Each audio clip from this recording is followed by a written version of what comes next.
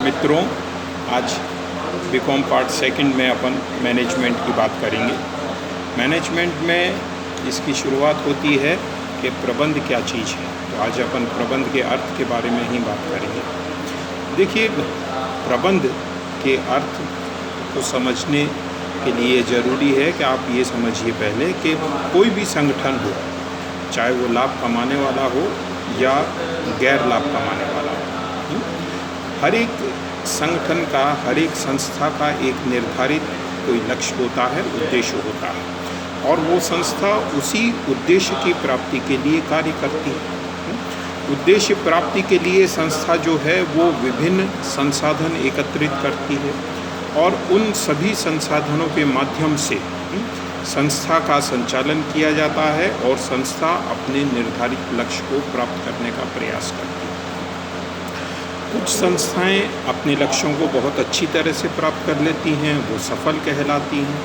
कुछ जो लक्ष्यों को सही प्रकार से प्राप्त नहीं कर पाती हैं, वो असफल हो जाती हैं। यानी कुल मिलाकर बात ये है कि हर एक संगठन का, हर एक संस्था का एक निर्धारित लक्ष्य है, उद्देश्य है, और उसी की प्राप्ति का वो प्रयास करती है। अब अपन मैनेजमेंट की बात करें तो देखिए, प्रबंध या मैनेजमेंट एक वो विधा है, वो ज्ञान है जो किसी भी संस्था के लक्ष्य प्राप्ति में महत्वपूर्ण भूमिका का निर्वाह करता है। या दूसरे शब्दों में आप यूँ कहें कि प्रबंध वो ज्ञान है जिसके माध्यम से संस्था अपने निर्धारित लक्ष्यों को प्राप्त करती है।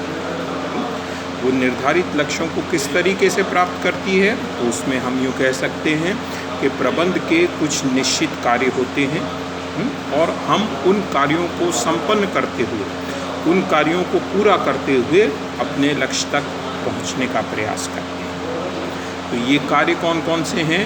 ये कार्य जैसे नियोजन से आरंभ होते हैं, नियोजन या प्लानिंग,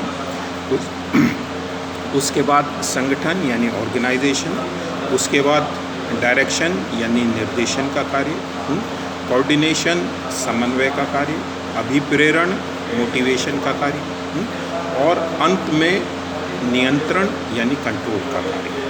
तो ये हम कुछ निश्चित कार्यों को संपन्न करते हुए अपने निर्धारित लक्ष्य तक पहुंचने का प्रयास करते हैं, तो इसे ही हम प्रबंध के नाम से जानते हैं। यानी अब आप प्रबंध को इस तरीके से डिफाइन कर सकते हैं, परिभाषित कर सकते हैं कि किसी भी संस्था के निर्धारित लक्ष्यों को प्राप्त करने के लिए संस्था द्वारा की जाने वाली विभिन्न क्रियाओं का नियोजन, संगठन, निर्देशन, समन्वय, अभिप्रेरण एवं नियंत्रण, इन्हें ही प्रबंध के नाम से जाना जाता है। यानी प्रबंध एक तरह से वो सीढ़ी है, वो मार्ग है जिसके माध्यम से संस्था जो है अपने निर्धारित लक्ष्य तक पहुंचती है।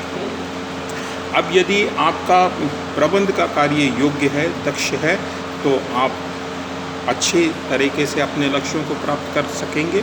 और यदि इनमें कहीं कमी रह जाती है, यानी प्रबंध आपका दोषपूर्ण है, तो ऐसी अवस्था में लक्ष्य प्राप्ति में आपको कठिनाई आएगी।